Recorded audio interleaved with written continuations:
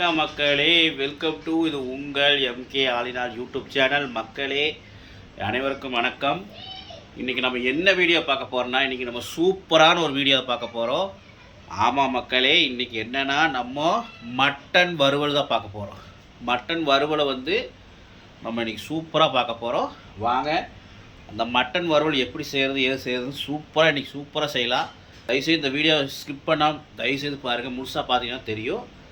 சூப்பரான ஒரு மட்டன் வறுவல் உங்களுக்கு வேணுமா, இந்த மாதிரி செய்யுங்க, பக்காவாக இருக்கும். வாங்க செய்யறதுக்கு முன்னாடி நம்ம சேனலுக்கு எப்பயும் போல் சப்ஸ்கிரைப் பண்ணி லைக் பண்ணி பெல் பட்டனை தெறிக்க விட்டே இருங்க. வாங்க இப்போ வீடியோக்குள்ளே போகலாம். மக்களே பார்த்தீங்கன்னா, நான் முதல்ல ஒரு 1/2 கிலோ கறி வாங்கி இங்கே பாருங்கள், முதல்ல குக்கரில் போட்டு வேக வச்சு பாருங்கள் எடுத்து வச்சுட்டேன். பார்த்தீங்கன்னா நான் என்ன பண்ணிக்கிறேன்னா, அந்த தண்ணி இருக்குல்லங்க, அந்த கறி வேக வச்சு தண்ணி அதையும் எடுத்து வச்சுருக்கிறேன். அந்த கறியோட தண்ணி தயவுசெய்து கீழே ஊற்றிடாதீங்க. அதை முடிஞ்சால் நீங்கள் சூடு பண்ணி அந்த தண்ணியை மிளகு போட்டு கொத்தமல்லி போட்டு சூப்பாக குடிச்சிக்கோங்க. உப்பு போட்டு சூப்பாக குடிச்சிக்கோங்க. அப்படி இல்லையா, அந்த தண்ணி அந்த கறியோடு எடுத்து வச்சிட்டிங்கன்னா நம்ம அந்த வறுவலுக்கு குழம்புக்கெலாம் ஊற்றிட்டிங்கன்னா சூப்பராக இருக்கும், டேஸ்ட்டாக இருக்கும். ஏன்னா இப்போ இருக்கிற கறியில் இருக்கிற சத்துலாம் அந்த தண்ணியில் தான் இருக்குது. அந்த கறியோட டேஸ்ட்லாம் தண்ணியில் தான் இருக்குது. தண்ணி எடுத்து ஊற்றிட்டிங்கன்னா அந்த கறியோட டேஸ்ட் இருக்காது, கறி சப்புன்னு இருக்கும். பார்த்துக்குங்க. பாருங்கள், தண்ணியோடு எடுத்து வச்சுருக்கிறேன். நான் ஒரு 3 டம்ளர் தண்ணி ஊற்றி கறி வேக வச்சேன். லைட்டாக மஞ்சள் உப்பு போட்டு வேக வச்சேன். பாருங்கள், எடுத்து ரெடியாக வச்சுருக்கிறேன். வேக வச்சு ரெடியாக எடுத்து வச்சுட்டேன். ஒரு 100க்கு 90% வேக வச்சுட்டேன். ஏன்னா 10% இந்த மசாலா போட்டு வறுத்து எடுத்துடலாம். அவ்வளோதான், ஈஸியாக ஒரு வேலை முடிஞ்சிடும். தயவுசெய்து மறக்காமல் இதை இப்படி வேக வச்சு எடுத்து மக்களே நீங்களும் இந்த மாதிரி வேக வச்சுக்கோங்க. 100க்கு 90% வேக வச்சுக்கோங்க. கறி காட்டுறேன் பாருங்கள் எப்படி வேகணும் காட்டுறேன் பாருங்கள். கறி ரொம்ப வேகக்கூடாது. பாருங்கள், அமுத்துனீங்கன்னா கொஞ்சம் அப்படியே கொஞ்சம் இதாக இருக்கணும், ஆனஸாக இருக்கணும். பார்த்தீங்களா, அப்படி பிச்சிங்கன்னா கறி அப்படியே ஆனஸாக இருக்கணும். பாருங்கள், இந்த மாதிரி வேக வச்சு எடுத்து வச்சுக்கோங்க. ஓகே, இப்போ வாங்க நம்ம வறுக்க ஆரம்பிக்கும். வாங்க நம்ம அடுப்பத்தை வச்சுக்கலாம். அடுப்பத்தை வச்சு இந்த மாதிரி ஒரு வடசட்டி நல்லா அகலமாக இருக்கிற மாதிரி எடுத்து வச்சிங்கன்னா வறுக்கிறதுக்கு ஈஸியாக இருக்கும். இப்போ இது நல்லா சூடாகட்டும். சூடானதுக்கப்புறம் நம்ம எண்ணெய் ஊற்றிக்கலாம். மக்களே பார்த்தீங்கன்னா, இப்போ நம்ம வறுவல் செய்யறதுக்கு என்னென்ன பொருள் வேணுங்கிறது நான் சொல்லலை, போடும்போது சொல்லிடுறேன். இருந்தாலும் என்னென்ன வேணும்னு நான் சிம்பிளாக சொல்லிடுறேன். வெங்காயம் எடுத்துக்கங்க, 2 பெரிய வெங்காயம், ஒரே ஒரு தக்காளி, பெரிய தக்காளியாக ஒரு தக்காளி, பொடி பொடியாக வெங்காயம் தக்காளி அரைஞ்சி வச்சுக்கோங்க. அடுத்தது மட்டன் மசாலா, கறி மசாலா, அப்புறம் மல்லித்தூள். அது எவ்வளோன்னா எல்லாம் மட்டன் மசாலா பார்த்தீங்கன்னா ஒரு 2 ஸ்பூன் போடலாம். கறி மசாலாவும் ஒரு 1.5 ஸ்பூன் போடுங்க. மல்லித்தூள் நல்லா ஒரு 1.5 ஸ்பூன், மல்லித்தூளும் பார்த்தீங்கன்னா நல்லா 1.5 ஸ்பூன் போடுங்க. அதுக்கப்புறம் எண்ணெய், தேவையான எண்ணெய் வேணும். அதுக்கப்புறம் பார்த்தீங்கன்னா கருவேப்பிலை, காய்ச்சதுக்கப்புறம் கருவேப்பிலை போட்டு தாளித்தா டேஸ்ட்டாக இருக்கும். கருவேப்பிலை, அப்புறம் கடைசியாக கொத்தமல்லி எடுத்துங்க, கொஞ்சம் கொத்தமல்லி தூவி விட்றதுக்கு. இது மட்டும் எடுத்து ரெடியாக வச்சுக்கோங்க. வாங்க அது எப்படி செய்யுது எது செய்யுது பார்க்கலாம். மறக்காமல் வீடியோவுக்கு லைக் பண்ணி சப்ஸ்கிரைப் பண்ணி பாருங்கள். ஓகே, வாங்க வீடியோக்குள்ளே போகலாம். மக்களே பார்த்தீங்கன்னா சட்டி நல்லா காஞ்சிருச்சு. நம்ம ஒரு 50 ml எண்ணெய் ஊற்றிக்கலாம். ஏன்னா இது மட்டனு, அதனால் 50 ml எண்ணெய் ஊற்றினா போதும். பார்த்தீங்கன்னா இங்கே பாருங்கள், மட்டன்லேயே கொழுப்புலாம் இருக்குது. அதனால் ரொம்ப எண்ணெய் ஊற்றினா ரொம்ப இதாகிக்கும், கொழுப்பாயிரும். அதனால் அளவாக எண்ணெய் ஊற்றி எண்ணெய் காய்ஞ்சதுக்கப்புறம் நம்ம வெங்காயம் கருவேப்பிலை போட்டுக்கலாம். பார்த்தீங்கன்னா நான் மட்டன் கூட அந்த சித்து கொழுப்பு இருக்குல்லங்க, இங்கே பாருங்க, அந்த சித்து கொழுப்பு கொஞ்சம் எடுத்து வச்சுருக்கிறேன். இது எதுக்குன்னா, அந்த மட்டன் கூட கொஞ்சம் போட்டிங்கன்னா டேஸ்ட்டாக இருக்கும் சித்து கொழுப்பு. அதனால் சும்மா ஒரு 50 கிராமோ 100 கிராமோ இருக்கும் எடுத்து வச்சுருக்கிறேன். ஓகே, இதுவும் நீங்கள் போட்டுக்கலாம். இப்போ எண்ணெய் நல்லா காஞ்சிருச்சு பாருங்கள். இப்போ நம்ம ஒரு 3 கொத்து கருவேப்பிலை, அப்புறம் பொடியாக அரிஞ்ச வெங்காயம், ஒரு 2 பெரிய வெங்காயம், இது அப்படியே போட்டுக்கலாம். மக்களே போட்டதுக்கப்புறம் நல்லா வணக்கிடுங்க, நல்லா வணங்கணும். ஓகே, இப்போ கூட நம்ம உப்பு போட்டுக்கலாம். நம்ம தேவையான அளவு பார்த்தீங்கன்னா, நான் கறியிலே கொஞ்சம் உப்பு போட்டு தான் வேக வச்சுருக்குறோம். இருந்தாலும் அந்த வெங்காயம் தக்காளியெல்லாம் உப்பு பிடிக்கணும். அதனால் லைட்டாக உப்பு போட்டுக்கங்க, தேவையான அளவு போட்டுக்குங்க. அளவாக போட்டு கடைசியில் வேணுன்னா போட்டுக்கலாம். ஏன்னா மட்டன் தூள் இதுலேயே உப்பு இருக்கும் கொஞ்சம், கடைசியாக வேணுன்னா போட்டுங்க. ஓகே, இப்போ உப்பு போட்டிங்கன்னா தான் வணங்கும், இந்த வெங்காயம் எல்லாம் நல்லா வணங்கும். அதுக்காக கொஞ்சம் உப்பு லைட்டாக போட்டிருக்கிறேன். நல்லா வணங்கட்டும். மக்களே பார்த்தீங்கன்னா ஒரு 1.5 ஸ்பூன் அளவுக்கு இஞ்சி பூண்டு பேஸ்ட் போட்டு நல்லா ஒரு வணக்குங்க. நான் இஞ்சி பூண்டு பேஸ்ட்டு முதல்ல சொல்லியிருக்க மாட்டேன், இப்போ சொல்லிடுறேன் பார்த்துக்குங்க. போட்டு ஒரு நல்ல ஒரு வணக்குங்க. இப்போ வெங்காயம் அந்த இஞ்சி பூண்டு பேஸ்ட் எல்லாம் நல்லா வணங்கட்டும். அதுக்கப்புறம் ஒரு தக்காளி போட்டுக்கலாம். ஓகே மக்களே பார்த்தீங்கன்னா நம்ம அந்த சித்துக்கொழுப்பு எடுத்து வச்சுருந்தோம்லங்க, அது மாதிரி நல்லா தண்ணி ஊற்றி நல்லா கழுவிட்டோம் பாருங்கள். கழுவுனதுக்கப்புறம் அதையும் வந்து வெங்காயத்தில் போட்டு முதல்ல போட்டு நல்லா வணக்கலாம். ஏன்னா கறி வந்து வேக வச்சிட்டோம், சித்துக்கொழுப்பு வந்து அப்படி பச்சையாக தான் இருக்குது. இப்போ போட்டால் தான் நல்லா வேகும், அதனால் முதலே போட்டுறேன். எதுக்கு நான் போடுறேன்னா அந்த ஒரு டேஸ்ட் கிடைக்கும். நீங்கள் வேணால் போட்டு சாப்பிட்டு பாருங்கள். சித்துக்கொழுப்பு கொஞ்சம் மட்டன் வறுவலாக இருக்கட்டும், மட்டன் குழம்பு இருக்கட்டும், கொஞ்சமாக சித்துக்கொழுப்பு வாங்கி உள்ளே போட்டிங்கன்னா அந்த டேஸ்ட் கிடைக்கும். ஏன்னா சித்துக்கொழுப்பு சரியான டேஸ்ட்டாக இருக்கும். ஒன்றும் இல்லை, நீங்கள் சின்ன வெங்காயம் கொஞ்சம், கருவேப்பிலை கொஞ்சம், லைட்டாக மஞ்சத்தூள், அதுக்கப்புறம் தக்காளி, சும்மா தக்காளி கூட வேண்டியதில்லை. நீங்கள் வந்து வெங்காயம் நல்லா வணக்கிட்டு இஞ்சி பூண்டு லைட்டாக போட்டு சும்மா ஒரு 1/2 ஸ்பூன் இஞ்சி பூண்டு பேஸ்ட் போட்டு கடையில் ஒரு 100 ரூபாய்க்கு 200 ரூபாய்க்கு சித்துக்கொழுப்பு கட்டின கொடுப்பாங்க. அது வந்து பார்த்திங்கன்னா அப்படி சுற்றின மாதிரி இருக்கும், அந்த வயிற்று சுற்றின மாதிரி இருக்கும், அந்த குடல் சுற்றி சுற்றி வர மாதிரி இருக்கும். அதான் சித்துக்கொழுப்பு. நான் உள்ளே போட்டுட்டேன், அதை காட்ட முடியாது. இது பாருங்க,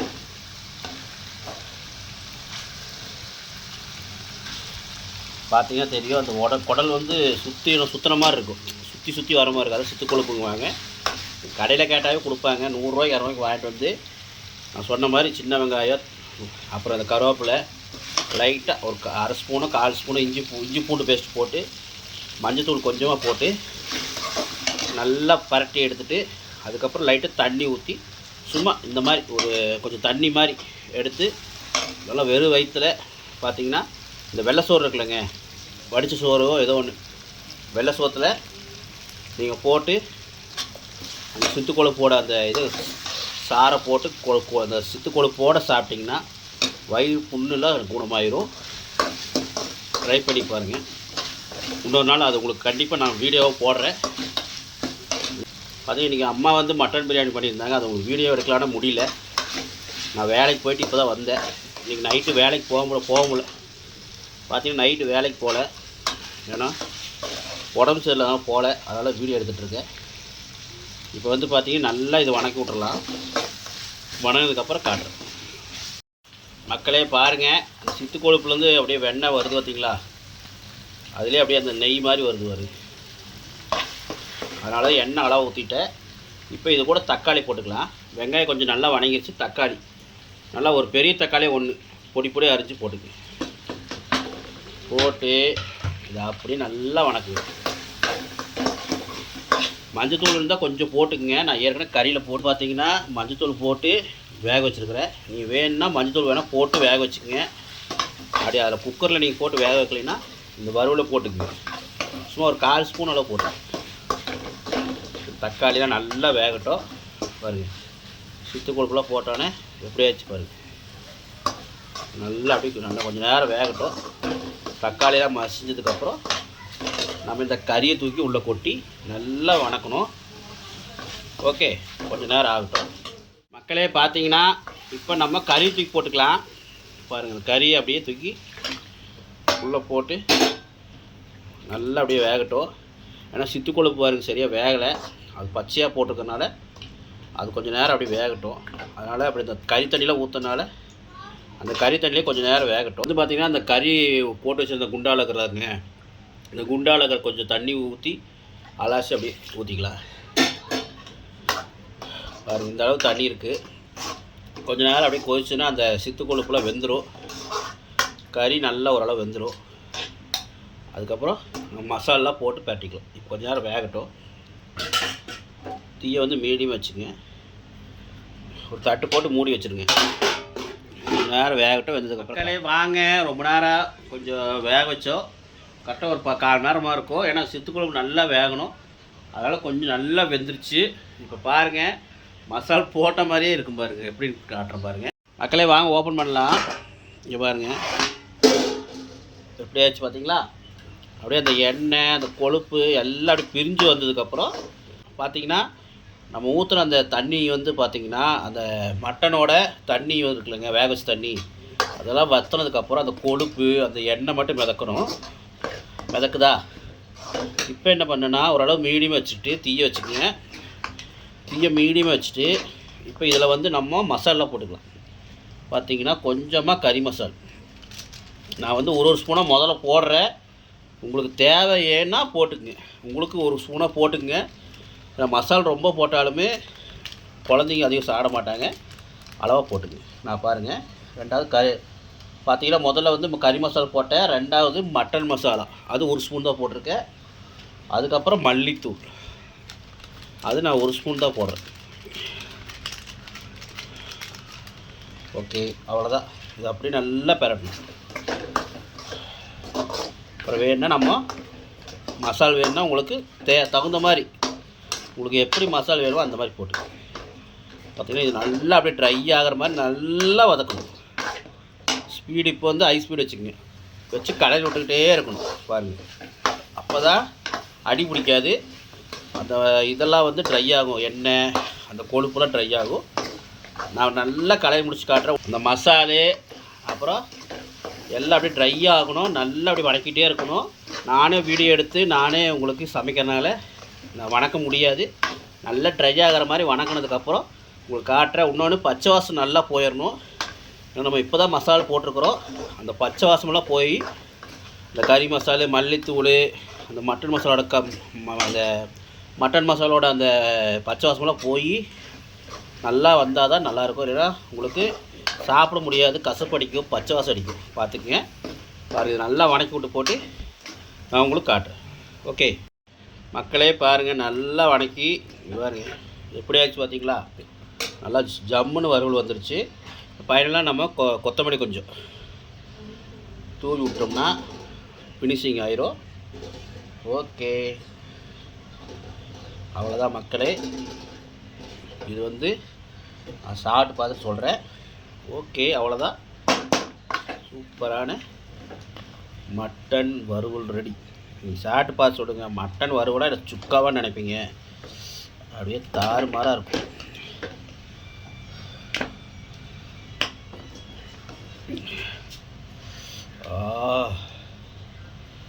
பார்க்குறக்கே கண்குள்ளே காட்சி. வேறு சித்து கொழுப்பு நல்லா வந்துருச்சு பார்த்தீங்களா?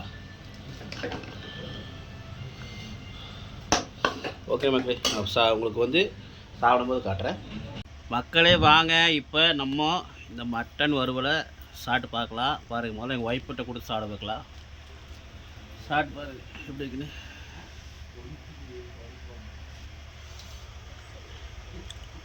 டேஸ்ட் எப்படி இருக்குது? காரம் கீரை எல்லாம் கரெக்டாக இருக்கா? காரம் அளவாக தான் போட்டிருக்கேன், குழந்தைக்கு சாப்பிட்ற மாதிரி தான் போட்டிருக்கிறேன். வேணுன்னா நீங்கள் இன்னும் கொஞ்சம் இந்த கறி மசாலா ஆட் பண்ணிக்கலாம். கறி மசாலா கம்மியாக போட்டிங்கன்னா கொஞ்சம் காரம் கம்மியாக இருக்கும். எப்படி இருக்குது? பக்காவாக இருக்கா? இப்போ நம்மளும் சாப்பிட்டு பார்த்துடலாம் வாங்க. நல்லா ஒரு கறி பீஸ் எடுத்து சரியான சூடாக வாங்க சாப்பிட்டு பார்த்துடலாம்.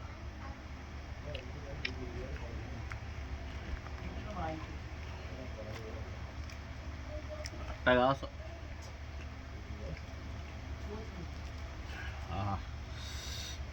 பாருங்க சித்து கொழுப்பு பாருங்க சரியான இதாக இருக்குது. நாங்கள் இன்னொரு பீஸ் போயிடலாம். இந்த மசாலு கறி வெந்த விதம் உங்களுக்கு காட்டுறேன் பாருங்கள். அந்த கறி வெந்ததை இங்கே பாருங்கள். பாருங்கள் எலும்புல கறி கடிச்சு காட்டுறேன் பாருங்கள். அவ்வளோதான். எலும்பில் இப்படி ஒட்டிகிட்டு இருக்குது, அவ்வளோதான். இப்படின்னா வந்துடுது. அப்போ கறி எந்த அளவு வெந்திருக்குன்னு பாருங்கள்.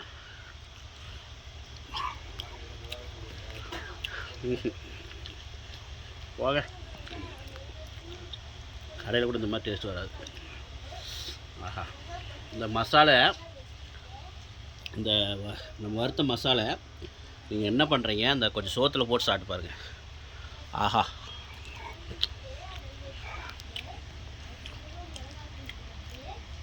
எப்படி இருக்குது பக்காவா? குழந்தைங்க 2 விளையாண்டுறதுனால குழந்தைங்களுக்கு காட்ட முடியல. சாப்பிடுங்க. சாப்பிட்டு நீங்களும் செஞ்சு சாப்பிடுங்க. நீங்களும் செஞ்சு சாப்பிட்டு எப்படின்னு கமெண்ட்டில் சொல்லுங்கள். சொல்லிட்டு விடைபெறுகிறேன். நன்றி, வணக்கம். பாய் சொல்லு மம்மி.